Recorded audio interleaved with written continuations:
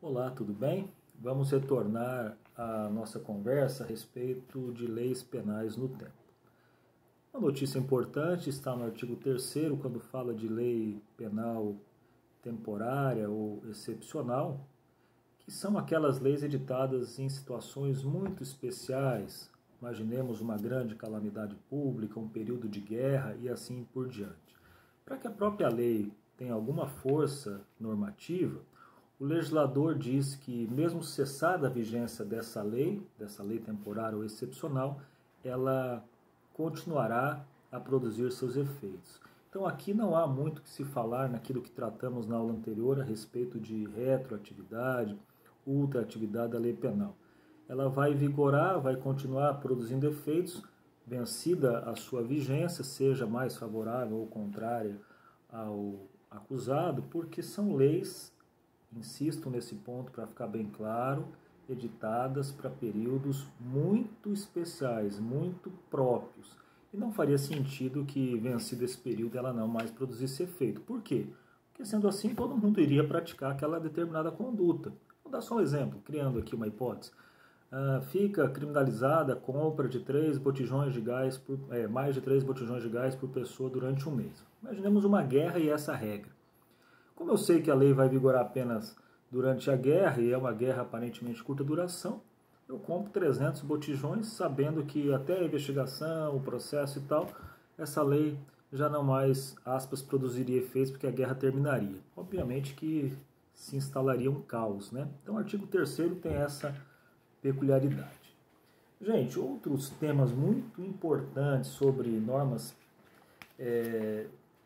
penais no tempo, leis penais no tempo, dizem respeito às chamadas sucessões de leis e combinação de leis penais. Sucessão de leis. Imaginemos o seguinte cenário. Na prática do crime, a lei vigente era a Lei A. Durante o processo, entrou em vigor a Lei B. Quando da sentença, passou a vigorar a Lei C. Qual lei eu vou aplicar? As regras com base nas regras que já trabalhamos. Sempre a lei mais favorável. Não importa se foi a da data dos fatos, a do início da investigação, a do processo em si, a da sentença, e mesmo em havendo condenação, a lei já poderá ser aplicada no caso da execução penal. Por quê? Porque vamos raciocinar aqui juntos. A Lei A previa pena de 5 a 10 anos. Um exemplo. A Lei B reduziu a pena prevista para 3 a 6. Então, ela é mais favorável em relação à Lei A. O que vai fazer a Lei B? Revogar a lei anterior. Ok? Posteriormente veio a Lei C, que voltou a elevar a pena, por exemplo, para 4 a 12 anos. Ela não pode retroagir, porque ela é mais desfavorável ao acusado. Entenderam? Então, a Lei B iria retroagir para alcançar o fato, porque era mais favorável que a Lei A, e vai ser ultrativa em relação à Lei C, porque é mais favorável ao acusado. Então, é perfeitamente possível a aplicação da extratividade, tanto no que diz respeito à retroatividade da lei mais favorável, quanto à ultratividade da lei mais favorável ao acusado, no caso de sucessão de leis penais no tempo. O tema da combinação de leis penais já é um pouco mais intrincado e gerou muita polêmica nos tribunais superiores, sobretudo quando do advento da lei que vigora hoje, né, a Lei de Drogas 11.343, quando revogou a antiga Lei de Drogas a 6368 de 76. E a doutrina penal brasileira também é bastante dividida a esse respeito. Alguns sustentam, e eu estou nesse grupo, que é possível sim a combinação de leis penais no tempo, e outros que hoje estão aí ao lado, digamos assim, do entendimento do STJ e do Supremo. O STJ, inclusive, tem súmula a respeito, que é a chamada súmula 501, que entendem que a combinação de leis seria, na verdade, uma criação pelo julgador de uma terceira lei penal. Não seria nem a Lei 1, nem a Lei 2, seria uma terceira lei, e o julgador, então, estaria ferindo o princípio da separação dos poderes.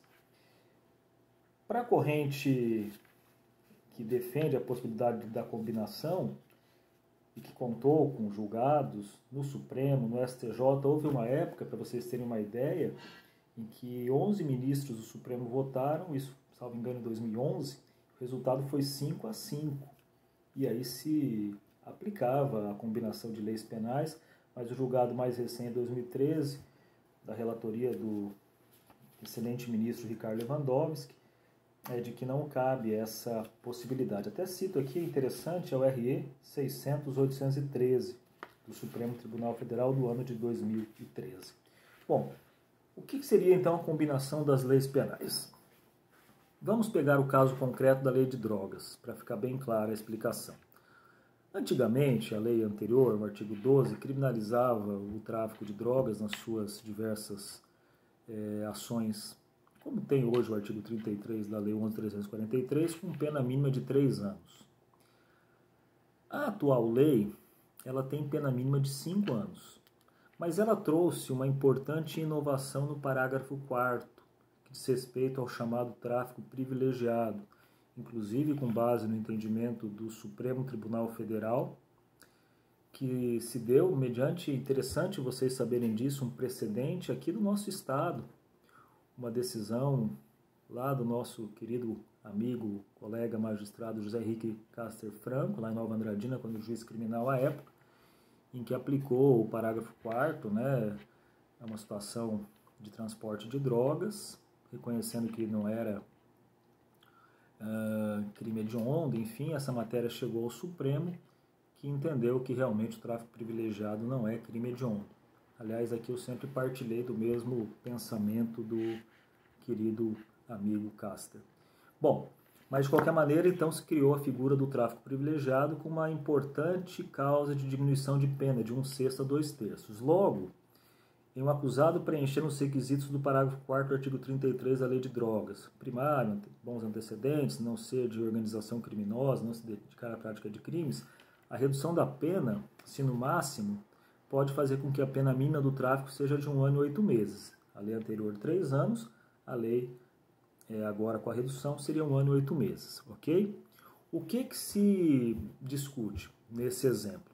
É possível pegar parte da lei anterior e parte da lei atual? Como assim? Imaginemos que a pessoa foi condenada com base na lei antiga, condenada a pena mínima de 3 anos, ok? A atual é 5, tirando por enquanto a redução pelo tráfico privilegiado, 3 e 5. Foi condenado por 3 anos, veio a nova lei que reconheceu o tráfico privilegiado 33, parágrafo 4º. Eu posso aplicar essa minorante? Isso é indiscutível, lei mais favorável, eu posso.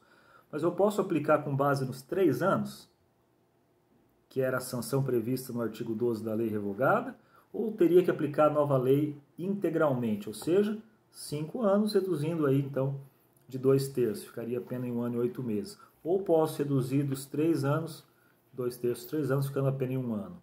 Ou posso pegar a questão da pena de multa, que era mais branda na lei antiga, e aplicar a redução da pena pelo tráfico privilegiado no que diz respeito à pena privativa de liberdade, ou seja, pena de multa, lei antiga, pena de prisão com a redutora do parágrafo 4º do 33, lei nova. Eu, particularmente, quando passou a vigorar a nova lei de drogas, eu era juiz de execução penal, lá na comarca de Corumbá, fronteira, então havia um número grande de sentenciados por crime de tráfico. E ainda vigorava aquele entendimento, hoje já superado, em boa hora, né, da vedação de progressão para condenados por crimes hediondos. O que eu entendia? Entendia com base no magistério do professor José Frederico Marques, do professor Mirabete, do professor René Dotti, professor Juarez Cirino dos Santos, professor Paulo Queiroz, professor César Bittencourt, professor Luiz Regis Prado, entre o Magalhães Noronha, que era perfeitamente possível a combinação de leis, que não se estaria criando uma terceira lei, se estaria dando efetiva aplicabilidade ao princípio da retroatividade da lei penal mais favorável, naquilo que era mais favorável ao acusado. E então seguia esse entendimento. Em sentido contrário da doutrina, nós temos o grande professor Nelson Hungria, temos o professor Guilherme de Souza Nucci, que pensam, dentre outros, pensam de maneira contrária. Posso citar aqui o professor Helênio Cláudio Fragoso e assim por diante. Enfim, era uma discussão interessante da doutrina, embora a doutrina majoritária pendente para essa corrente que eu aderi, a da combinação. No STJ e no Supremo sempre houve divergência, até que no STJ foi editada a súmula 501, até surgir a leitura aos colegas, vedando essa possibilidade, e como eu disse, no Supremo a última decisão também é contrária aí à combinação de leis penais. Ou aplica a lei A, nesse exemplo, ou aplica a lei B. Outro tema muito importante, ainda a respeito da aplicação da lei penal de um modo geral, meus amigos, diz respeito à chamada norma penal em branco. Vocês já estudaram um tema, já são experts no assunto, então eu vou dar uma resumida aqui. Norma penal em branco é aquela que precisa de uma segunda norma para complementá-la, chamada norma integradora. Mas naquilo que é essencial, ela está bem delimitada, ou seja, há os elementos constitutivos do tipo e há a sanção, o chamado preceito secundário. Qual é a sanção? Ainda que eventualmente faça remissão a um outro dispositivo legal, como tem no Código Eleitoral, como tem no Código Penal